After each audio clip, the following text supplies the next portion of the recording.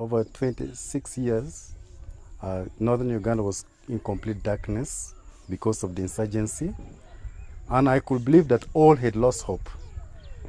And so as peace and security started to return to the north, I had a conviction to tell my people that I think God is in control, and as God is in control, we no longer are in darkness, but at least we have some glimpse of hope. It is not only hope, but hope. I mean, that's why we say not acre of hope, but acres of hope. No, acres means something very vast. You can't embrace it all. So I look at it as we are embracing hope. We are embracing acres of hope, not only hope in God.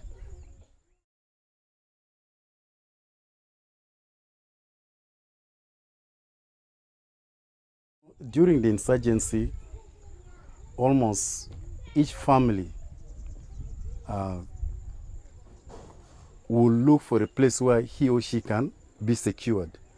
There are a lot of fears because you cannot now move in the garden to dig alone or with your family, or you cannot walk in bushes doing hunting. Here some people do hunting, fishing, and what have you. So basically, we have also lost some family members during the war, and all those were the impacts of the LRA.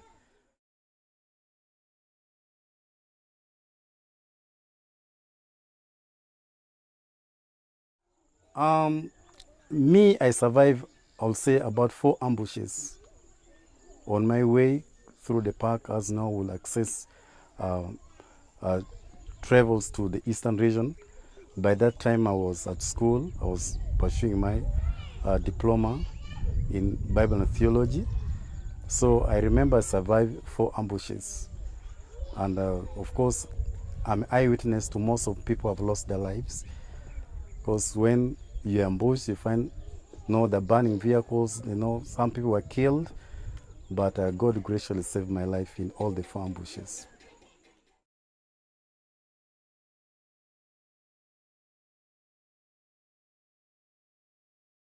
As a small child, I've ever shared this testimony with many people that when I was almost 2 months old, my mother abandoned me. And I grew with that knowing even my mother. And time came when my father died when I was still a child. So I had very, very difficult life. I could not access proper education. I didn't even grow up with not parental love.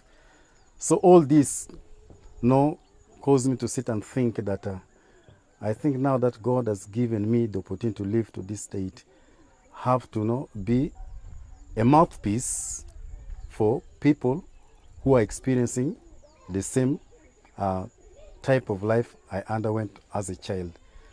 That's why I started perceiving this vision when I was a teenager, and started helping other kids, much as not pursue higher education, but I would look at all ways to see that I supported these small kids to pursue their education.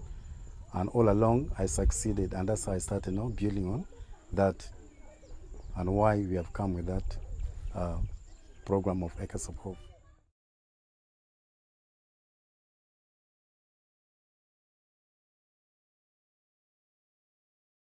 I think the volunteers were a great help to me because I had everything set on a blueprint, and of course I was sharing our vision of Acres of Hope and our missions, and I will also tell them our goals.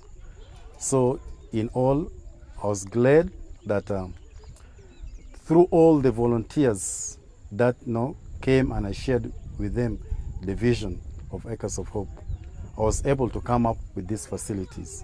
Was able to raise money to register this organization, was able to raise money to buy some plots, was able to raise money to put these facilities. And even still I'm able to raise money to furnish these buildings.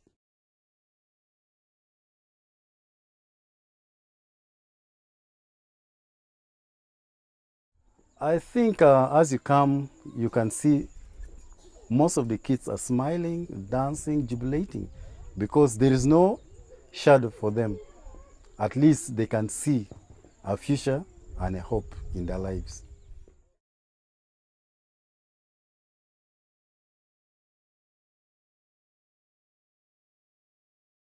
Okay, the reason why we are looking at raising up these kids, most of these kids were traumatized during the insurgency. I could say almost all of them witnessed uh, either slow death of their parents due to sickness and diseases, or some also witness their parents being massacred by the Lord's resistance movement. So all this impact influence the life of kids. So that's the reason why when we came with this passion, we felt that we raise these kids and bring them together so that at least as they grow, they will not harbor that hatred or burden to say, okay, we need to revenge. So here we try to teach them on forgiveness and forgetting and looking forward. So we are trying to see that we raise community in future that will be God-fearing, that will not take on revenge as other kids. Because I believe that now in the community there are most of the kids who feel like, okay, my father was killed. I think one day as I grow up, I have also to kill either the relatives or people who have killed, or the clans that have killed our parents. So if you are to leave them to grow wildly, then I know Northern Uganda won't be peaceful. So the only thing to see that they forget about revenge and other things is just to bring them together and just secure them life that they can have, embrace hope, and also a future as they live.